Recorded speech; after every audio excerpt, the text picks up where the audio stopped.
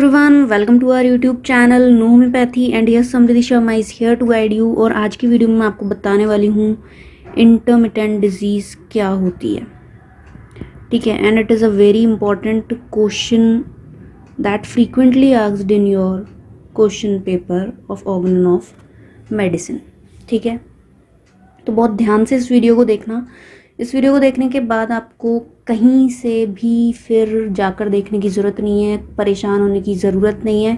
सबसे पहली चीज़ आपको ये जाननी है कि इंटरमिटेंट डिजीज़ कौन से एफोरिज्म में दे रखा है। ठीक है, सो 231 टू 244 एफोरिज्म्स में इंटरमिटेंट डिजीज़ को बता रखा है। मैंने ये भी बताया आपको, अगर आपको नहीं पता कि आपको ऑर्गन ऑफ मेडिसिन का क्वेश्चन पेपर किस तरीके से अटैम्प्ट करना है, तो आप वो वीडियो जाके देख लेना। उसका लिंक आपको डिस्क्रिप्शन में मिल जाएगा, वहाँ जाकर आप उसे देख सकते हो। अब सबसे ज़्यादा ज़रूरी ये है कि अगर आप कोई सा भी टॉपिक पढ़ रहे हो, उस टॉपिक में आपको ये चीज़ देखनी है कि वो टॉपिक आपके ऑर्गन ऑफ मेडिसिन में कौन से एफोरिज्म में दे रखा है। तो आपको उस टॉपिक के साथ उसके एफोरिज्म्स को मेंशन करना बहुत ज़्यादा ज़रूरी है। ठीक है, दिस इज़ अ ट्रिक कि इस तरीके से लोग अच्छे नंबर ले जाते हैं कि साथ में एफोरिज्म लिख के। ठीक है, तो यहाँ पे मैंने आपको बता दिया कि इंटरमिटेंट डिजीज़ का aphorism 231 to 244 aphorism intermittent disease का है। ऑलराइट, नेक्स्ट इम्पॉर्टेंट चीज़ ये है कि इंटरमिटेंट डिजीज़ होती क्या है। ठीक है, इंटरमिटेंट डिजीज़ वो डिजीज़ होती है जो सर्टेन इंटरवल्स पे आती है। ठीक है, the diseases which comes out at certain fixed interval. All right, or certain fixed periods.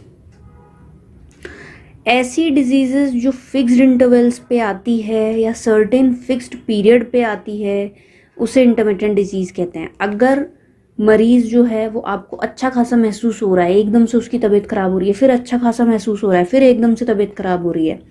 ठीक है, तबीयत ख़राब होने का सेंस जो सिम्टम पहले आए थे वही सिम्टम वापस आ रहे हैं। ठीक है, यहाँ पे एक चीज़ ध्यान रखने वाली ये बात है कि सिम्टम्स जो हैं वो अलग नहीं होंगे।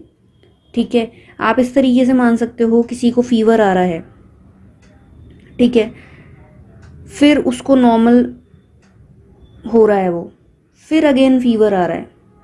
ठीक है, यानी कि सिम्टम्स जो थे वो सेम हैं यहाँ पे। ठीक है, फिर वापस से वही सिम्टम्स वापस आ रहे हैं, वो सेम हैं, पर बीच में एक नॉर्मल पीरियड आ रहा है। ठीक है, that is the intermittent disease. Intermittent disease वो डिजीज़ होती है जो सर्टेन पीरियड्स पे रिकर करती है। ठीक है, दो तरीके की इंटरमिटेंट डिजीज़ होती है। अब वो कौन सी होती है? एक होती है टू टाइप्स। ठीक है, पहला टाइप होता है टिपिकल। ठीक है, और दूसरा होता है alternating.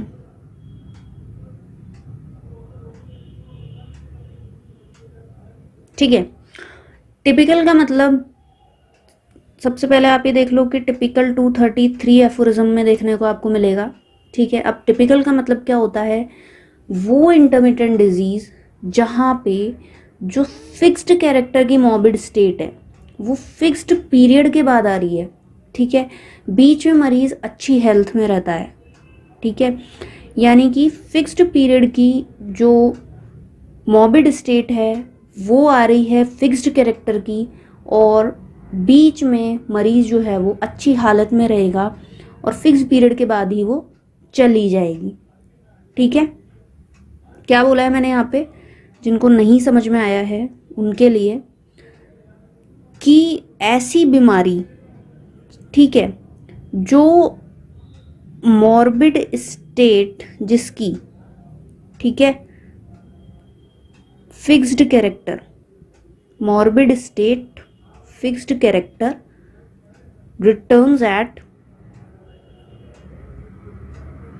returns at fixed period.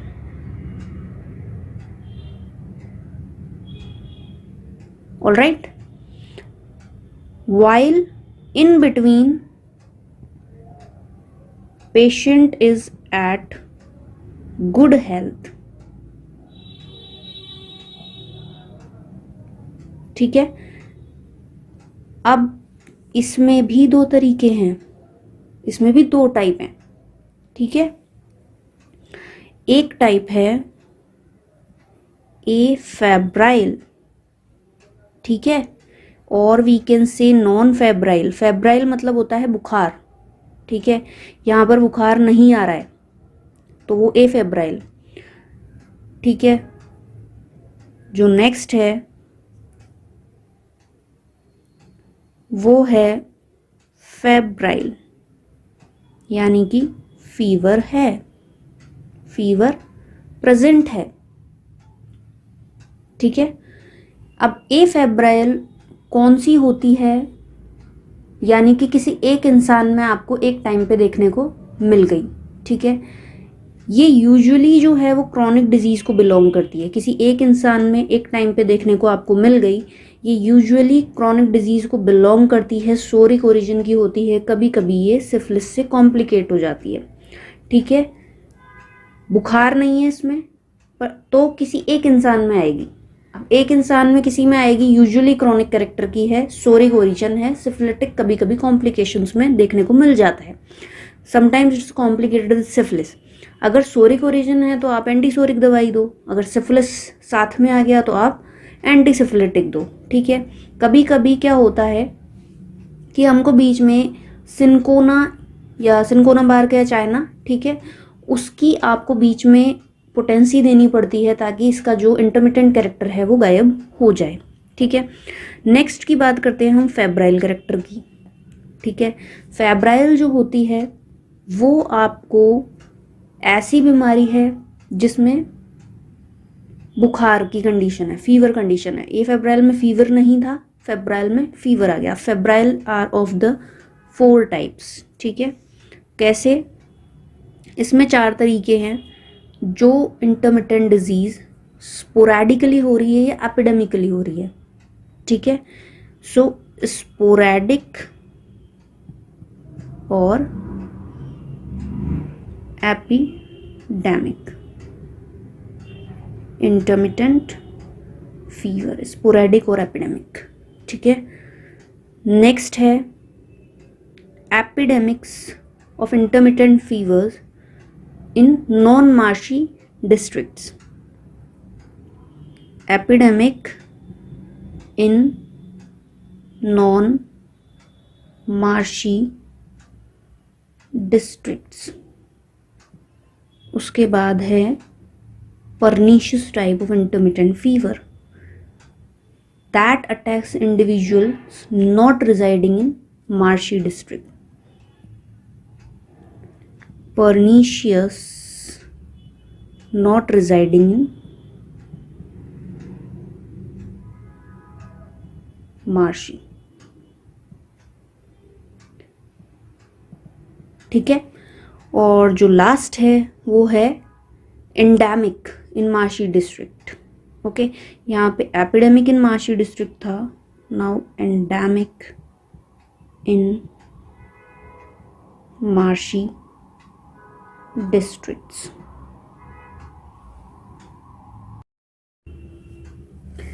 अब यहाँ पे सबसे ज़्यादा इम्पॉर्टेंट बात जानने की ये है कि इनका मतलब पता होना, कि अगर स्पोरैडिक है तो उसका मतलब क्या है, एपिडेमिक है तो उसका मतलब क्या है। ठीक है, जिन भी लोगों को आज तक समझ ही नहीं आया कि स्पोरैडिक और एपिडेमिक है क्या, ठीक है, उनको मैं बहुत सिंपल लैंग्वेज में समझा रही हूँ।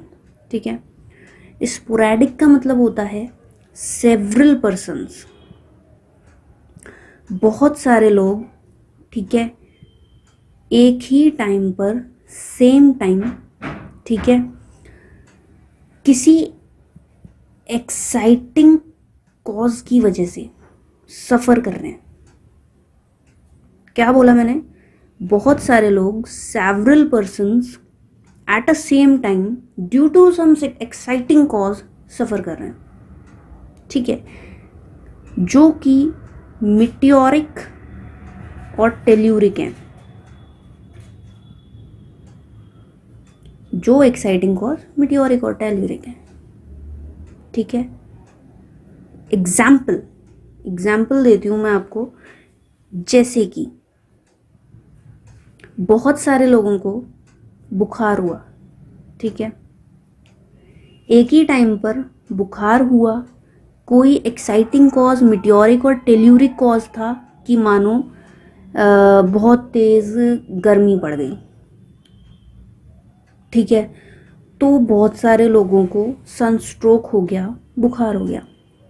ठीक है, या बहुत तेज़ ठंड पड़ गई जिसकी वजह से बहुत सारे लोगों को एक ही टाइम पर सर दर्द हो गया।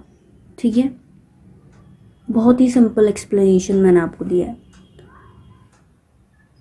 अगर बहुत सारे लोगों को एक ही टाइम पर किसी एक्साइटिंग कॉज की वजह से दिक्कत आ रही है तो वो स्पोरैडिक है। ठीक है, अब इसका मतलब ये है कि एक जगह पे तो ये इफेक्ट हुआ है, बहुत सारे लोगों को किसी एक कारण की वजह से फीवर आया और बहुत सारे लोगों को एक जगह पे किसी एक कारण की वजह से सर दर्द हुआ। ठीक है, ये स्पोरैडिक, यानी कि एक एरिया में तो ऐसा हुआ और दूसरे एरिया में किसी एक कारण की वजह से ऐसा हुआ। ठीक है, अब मैं आपको बताती हूँ एपिडेमिक। एपिडेमिक का मतलब होता है कि बहुत सारे लोग किसी सिमिलर सफरिंग से सफ़र कर रहे हैं। ठीक है, many person suffering from very similar suffering, all right, and the cause is same. वहाँ पे कॉज क्या था आप देख सकते हो, एक्साइटिंग कॉज, कि किसी एक लोकेलिटी में कोई एक्साइटिंग कॉज बना, उससे बहुत सारे लोग सफ़र कर गए। ठीक है, यहाँ पर है बहुत सारे लोग सिमिलर सफरिंग से सफ़र कर रहे हैं जिसका कारण भी सेम है। ठीक है, अब यहाँ पर ये नहीं है कि एक जगह पे तो किसी एक कारण से बुखार हुआ बहुत सारे लोगों को और एक जगह पे किसी एक कारण से सर दर्द हुआ बहुत सारे लोगों को, ऐसा नहीं है। ये है कि जगह कोई सी भी हो, लेकिन मतलब मानो बहुत सारे एरियाज हैं लेकिन सब में सफरिंग सेम है, सब में बुखार ही है। ठीक है, और बहुत सारे लोग उससे इफेक्ट हुए हैं और कारण भी सेम है। आई होप बहुत ही अच्छे से मैंने आपको एक्सप्लेन किया है एपिडेमिक और स्पोरेडिक को। यहाँ पर किसी एक लोकेलिटी में, एक एरिया में एक कारण की वजह से बहुत सारे लोग सफ़र हुए और दूसरी लोकेलिटी में दूसरे कारण की वजह से बहुत सारे लोग सफ़र हुए, वो स्पोरेडिक है। एपिडेमिक का मतलब ये है कि जगह कोई सी भी हो, लोकेलिटी कोई सी भी हो, लेकिन सभी को सेम कारण से सेम कंप्लेंट हुई है। ठीक है, this is the explanation of the epidemic and sporadic. I hope आपको समझ में आ गया होगा। अब हम अपनी वीडियो में आगे बढ़ते हैं कि आपको ये पता होना चाहिए कि अब इसका मतलब क्या है। अगर ये क्लासिफिकेशन में आया है तो इसका मतलब क्या है। ठीक है, अब स्पोरेडिक और एपिडेमिक इंटरमिटेंट फीवर किस तरीके का आ रहा है कि अल्टरनेटिंग स्टेजेस में आ रहा है।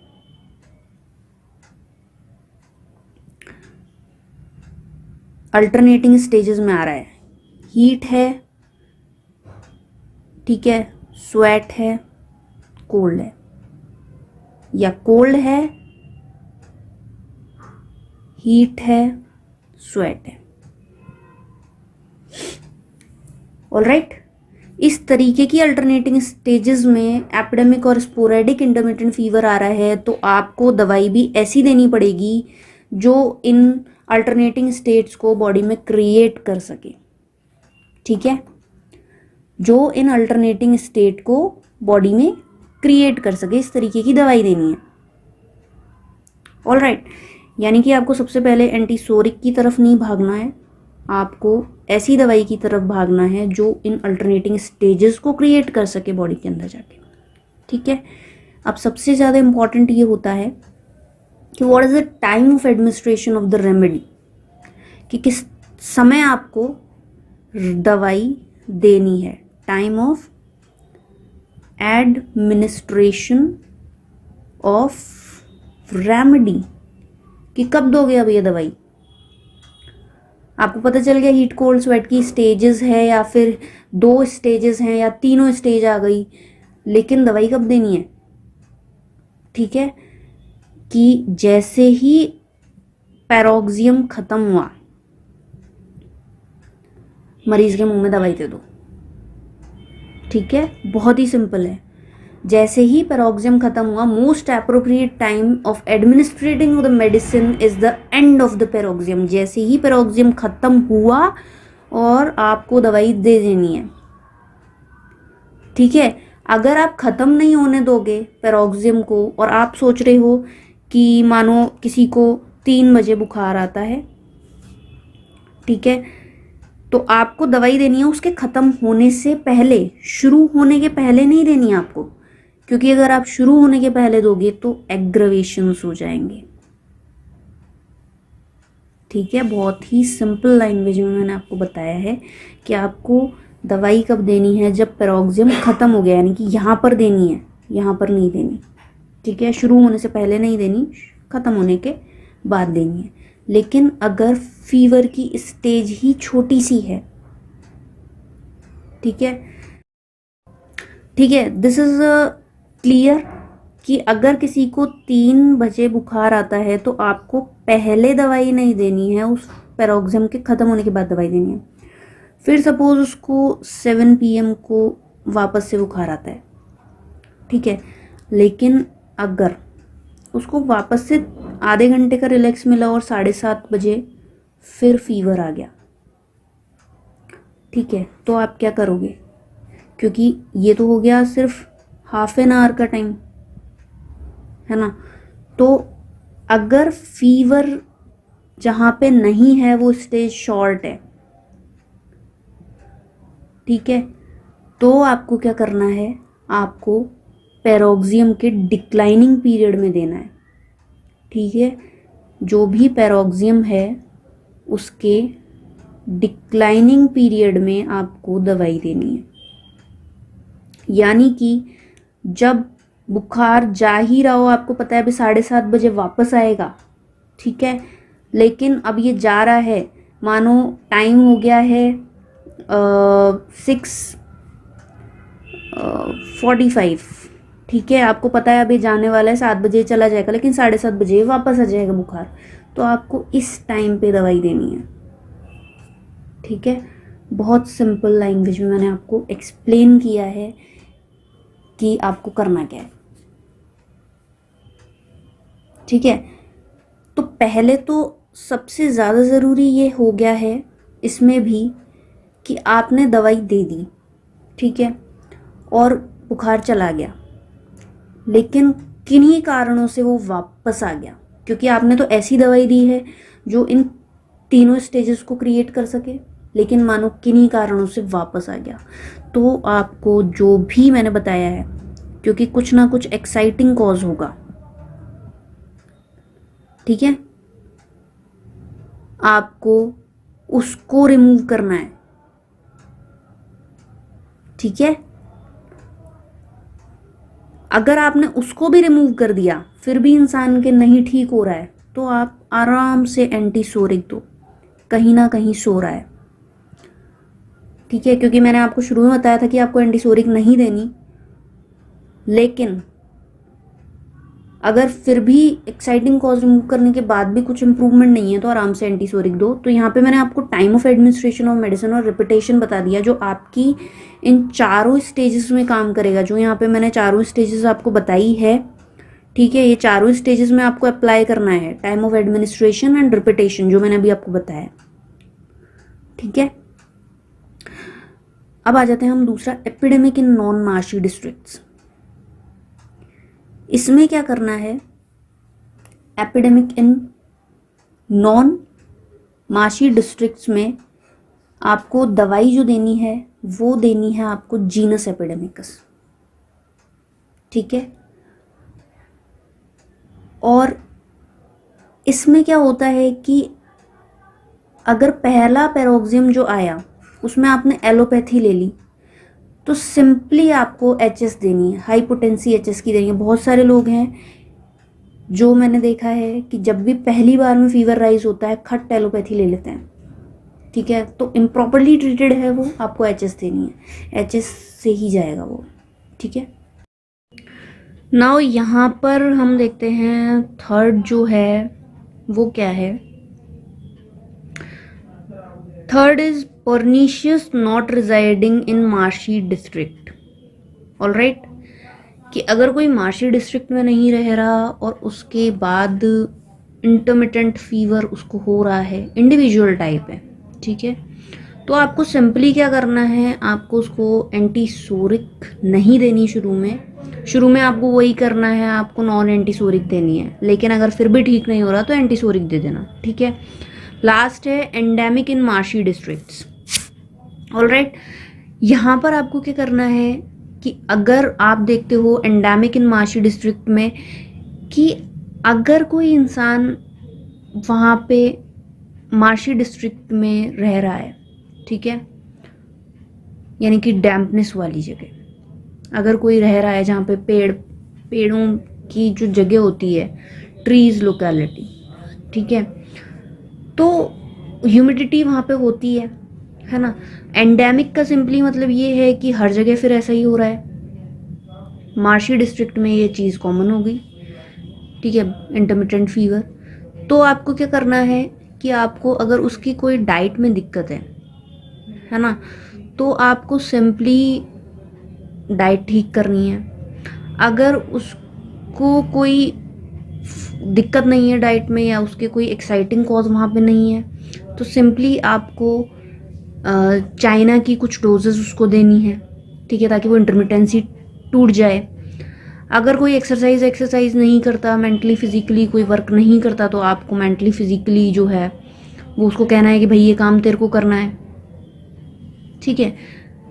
अगर फिर भी इंसान ठीक नहीं होता तो आप उसको कह दो कि मार्शी डिस्ट्रिक्ट को लीव कर दो, because it is a maintaining factor for that person, वो उसको मेंटेन करने में हेल्प कर रहा है डिसीज़ को, ठीक है। आप उसको कहो कि ये जगह छोड़ दो, आप आराम से ठीक हो जाओगे, ठीक है। So these are the important things जो मैंने आपको बता दी है रिगार्डिंग द इंटरमिटेंट फीवर। कि इंटरमिटेंट फीवर होता क्या है, कितने टाइप्स का होता है, कब इसकी बीमारी आती है और उसका ट्रीटमेंट क्या है, रिपिटेशन क्या है, that's all I have told you. तो सबसे ज़्यादा इंपॉर्टेंट चीज़ ये है, आपको सिंपली जो एफोरिज्म्स हैं वो तो ध्यान रखने ही है, ठीक है। एफोरिज्म क्या है ये मैंने आपको पूरा बता दिया। अब नेक्स्ट जो सेकंड टाइप है वो मैं आपको बता देती हूँ, अल्टरनेटिंग, ठीक है। अपन ने टिपिकल में पूरी बात कर ली, ठीक है। अब आ जाते हैं अपन अल्टरनेटिंग आई होप सबको पता होगा। अल्टरनेटिंग का सिंपल सा मतलब ये होता है कि आपके जो दो पैरोक्सियम हैं वो एक दूसरे से अल्टरनेट कर रहे हैं। कैसे कि अगर मानो किसी इंसान को सर दर्द हो रहा है, ठीक है, हेडेक है, उसके बाद उसको होता है जॉइंट पेन, ठीक है, फिर उसको होता है हेडेक, फिर वो ठीक हो जाता है, उसको हो जाता है जॉइंट पेन, और ये चेन चलती रहती है। एग्जाम्पल मैंने आपको दिया है, ज़रूरी नहीं है उसको सर दर्द जॉइंट पेन ही हो, कुछ भी हो सकता है, बट आप देखोगे कि सिम्टम्स सेम होने चाहिए as previous, same symptoms as previous one,